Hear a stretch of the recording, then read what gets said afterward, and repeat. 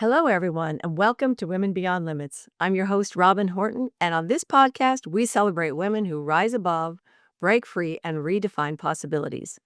And today's guest certainly has a story that does all of that.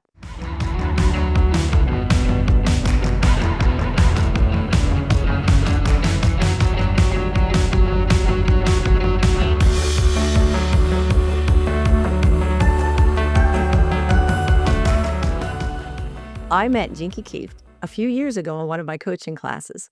When she shared her story, it was hard to believe that this beautiful, wise, spiritual woman had ever been trapped in a life filled with toxic relationships and violence.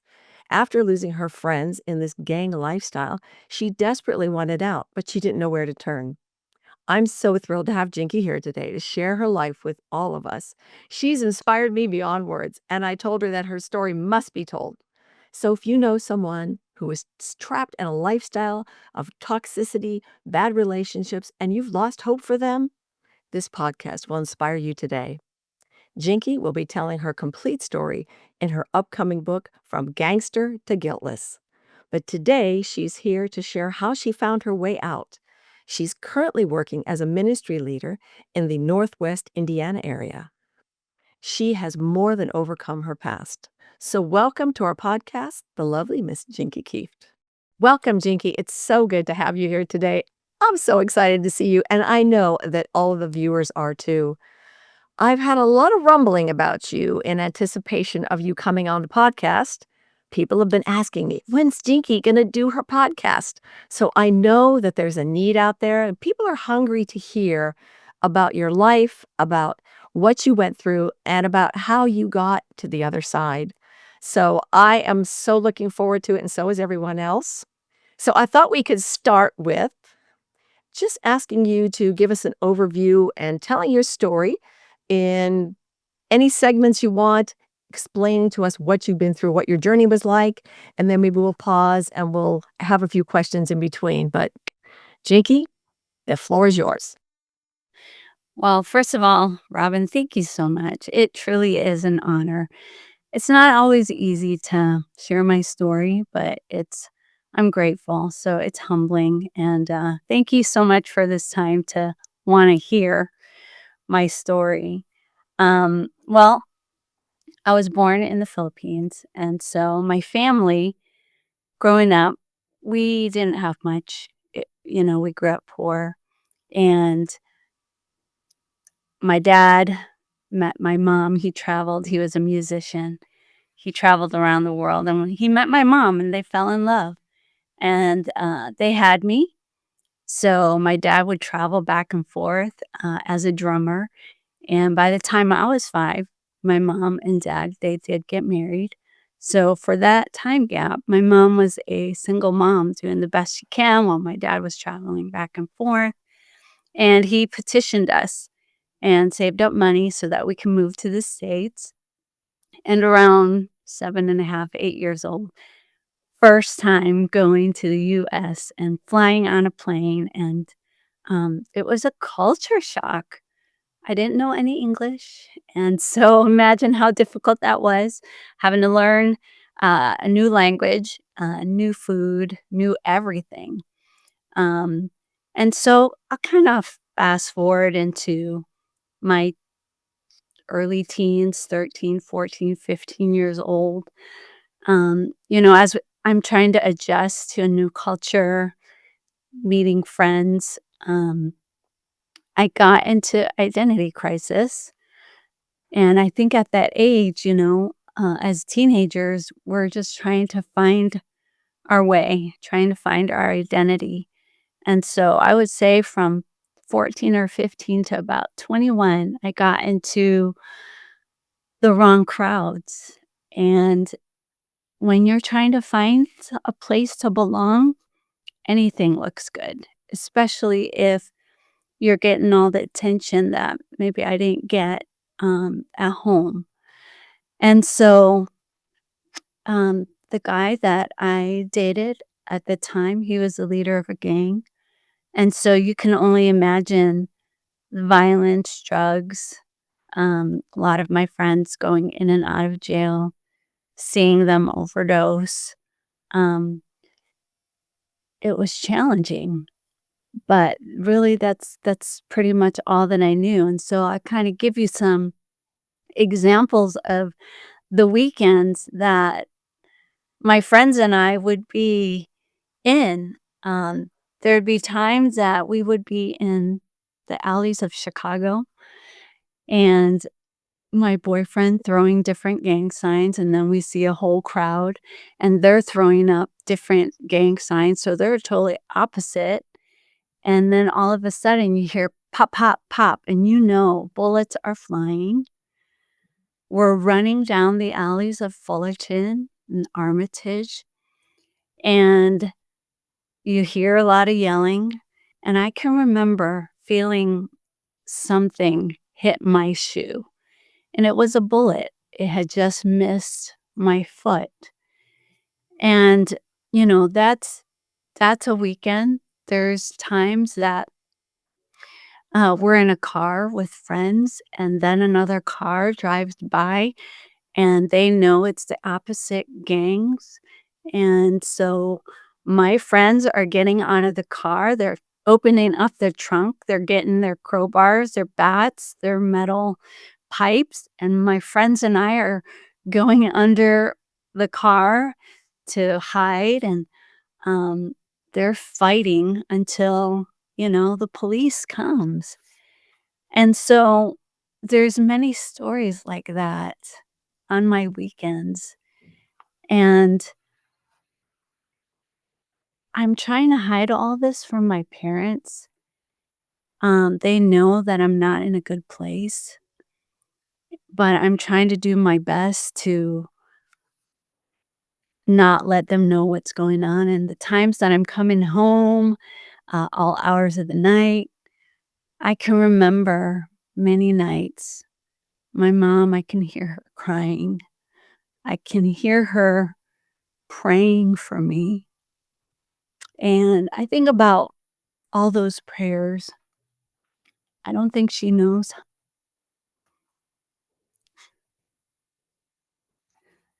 That probably saved me from a lot of close calls, and so here I am from, the age 15 to 21, um, and my mom always praying and, giving it to God.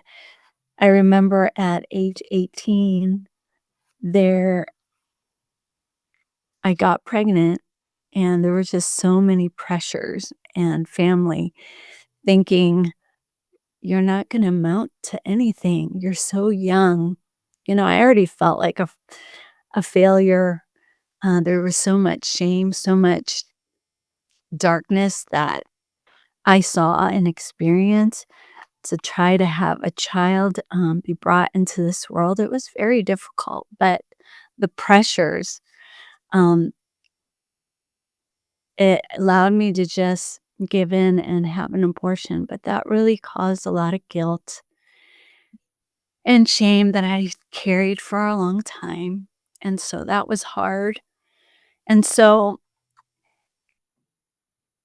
I'm getting tired eventually, I'm getting tired of all this activity and, um, seeing many of my friends go through destruction. I can remember one night, um, my boyfriend and I, we were living in the suburbs. We decided he wanted to get out of gang activity. We wanted a quieter life. We moved into an apartment in Illinois, and, still there was drugs, still there was a lot of arguing, still there was just a lot of confusion, like, what is my life gonna amount to? And I remember writing a letter to God. I knew that there was something bigger than me. And so I wrote a letter to God saying, God, if you're real, if there's something so much better for somebody so broken like me, then please show me. And so, of course, Robin, things got worse before they got better.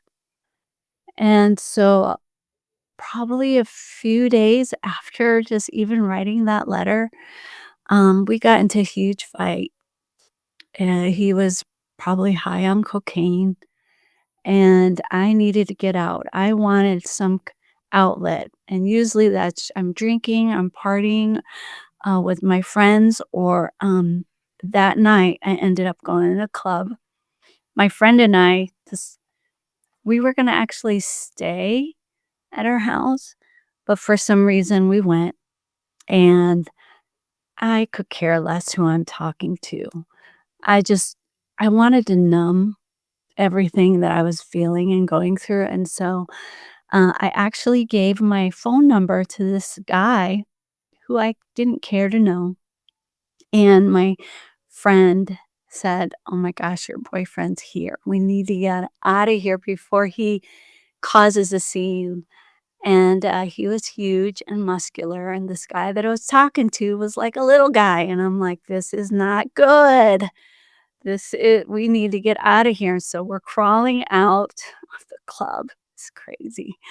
And, I ended up staying at my friend's house because I didn't wanna go back to the apartment, and so I waited a few hours, and when I did go back to the apartment, Robin, what I saw was just destruction.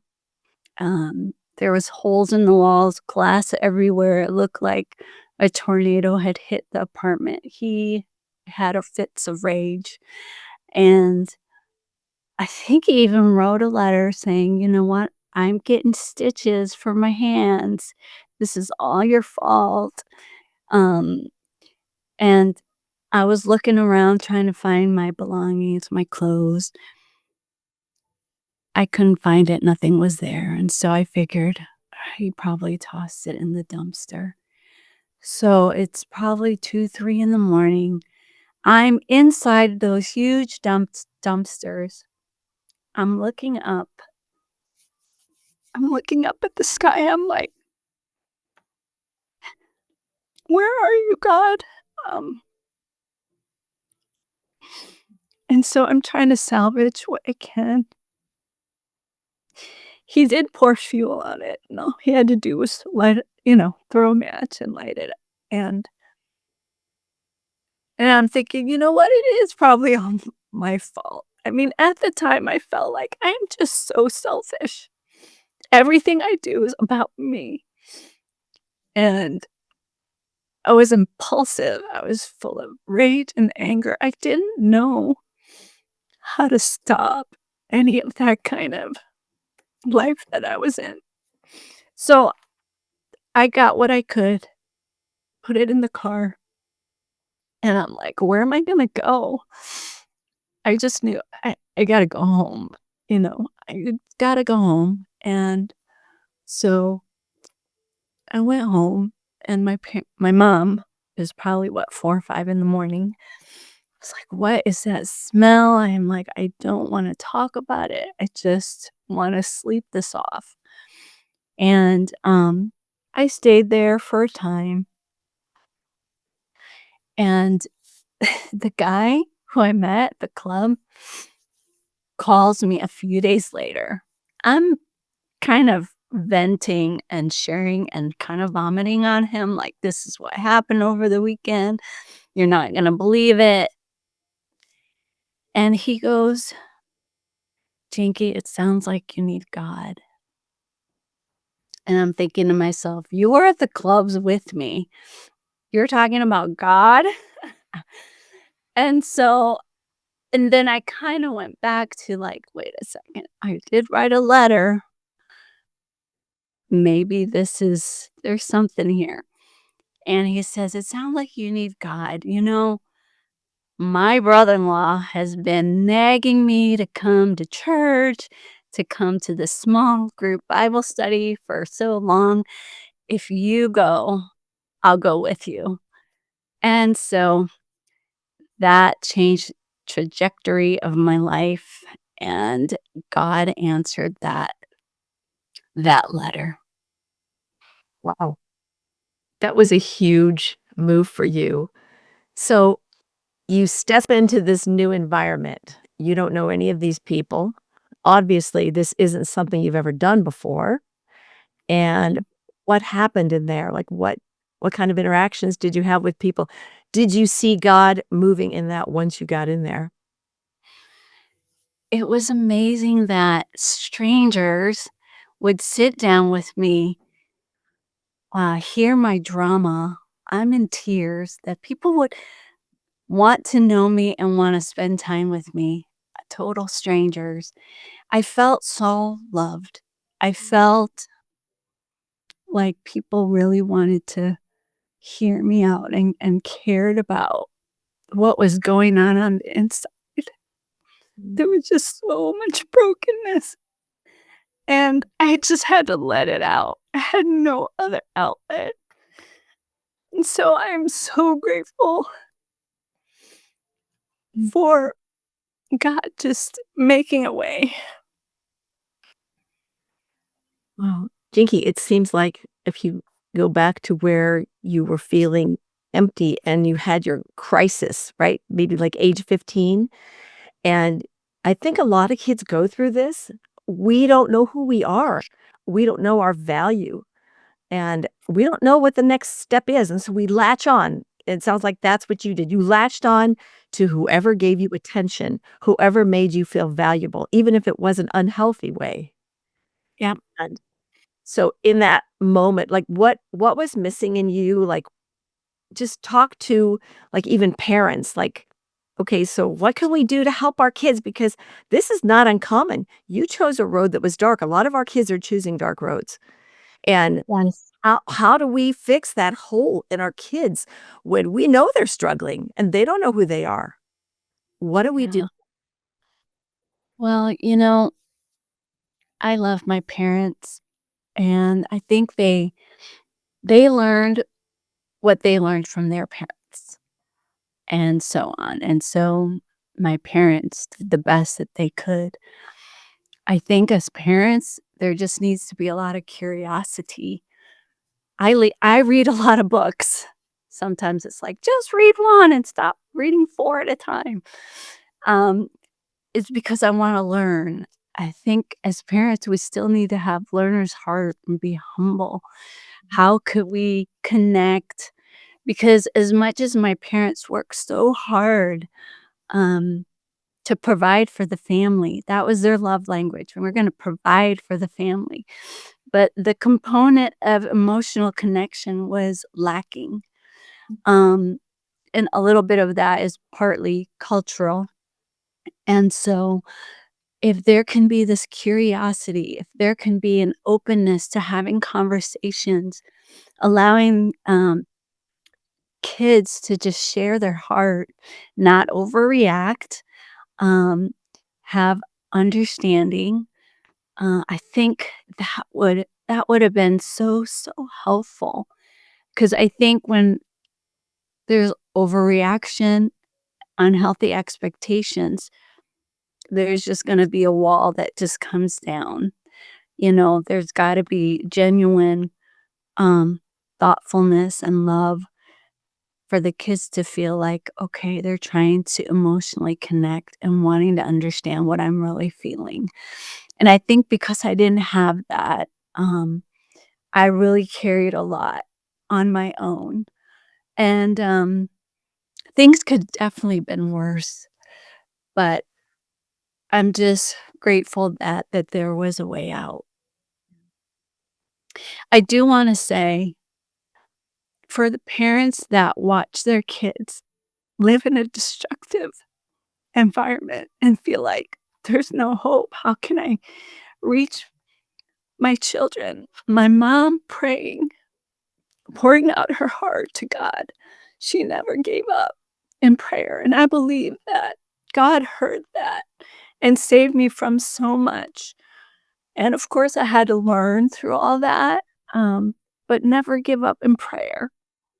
It makes a huge difference. I'm grateful she did that and never gave up. Mm. And it sounds like it when you got into an environment where you felt heard and loved, which was kind of the hole in your boat, right?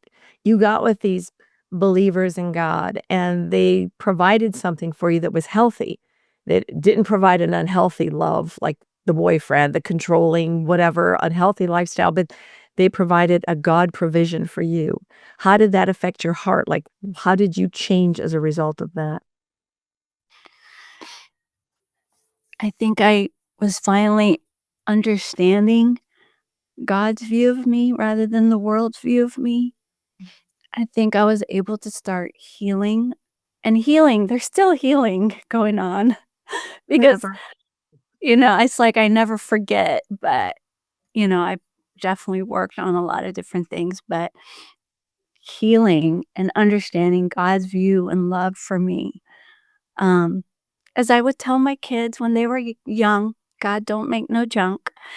Um, and so there was this journey of just freedom, healing, and just there's meaning and purpose to life, that there's somebody that loves me unconditionally.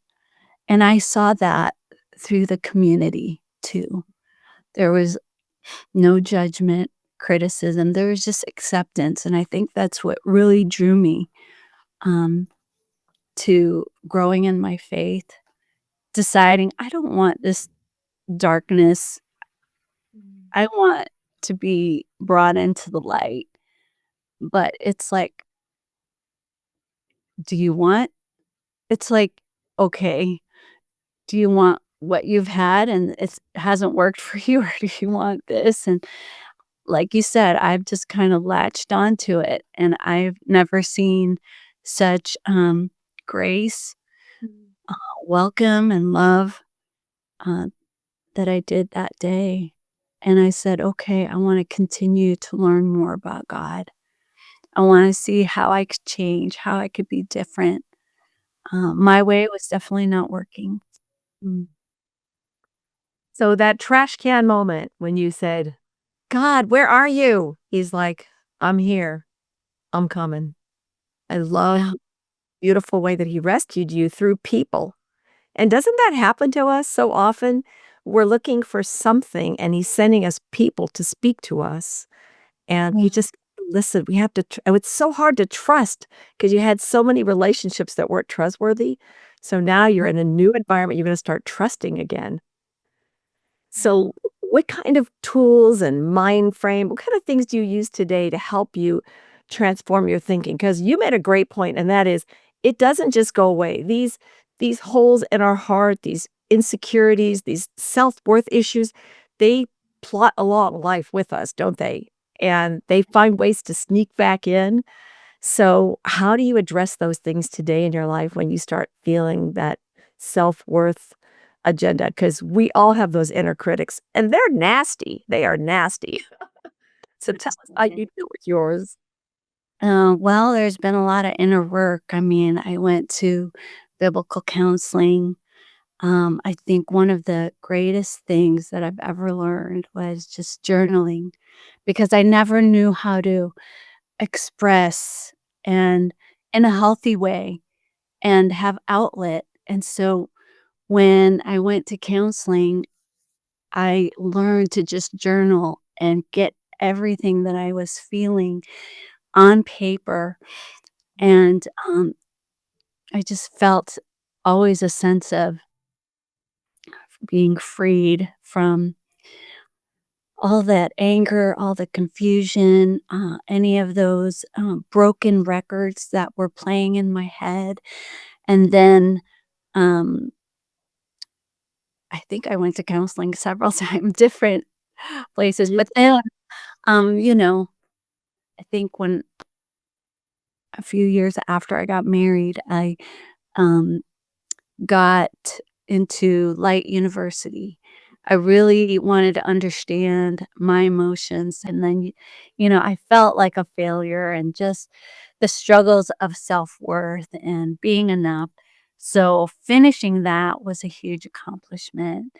And then, of course, reading lots of books, self-help books, spiritual books, and then going to Live Your Vision coaching. That was very, very helpful, and there are some things that I still use still today that's helpful. I need to spend time in God's word. I need time to talk to God. Like, that is my anchor. That is huge for me. When you look back at all that you've been through, as painful as it's been, as tragic as it's been, how do you think all of that serves you today or has made you better in any way? That's a good question. Um, I definitely feel like I can empathize. I feel like I've grown in my empathy.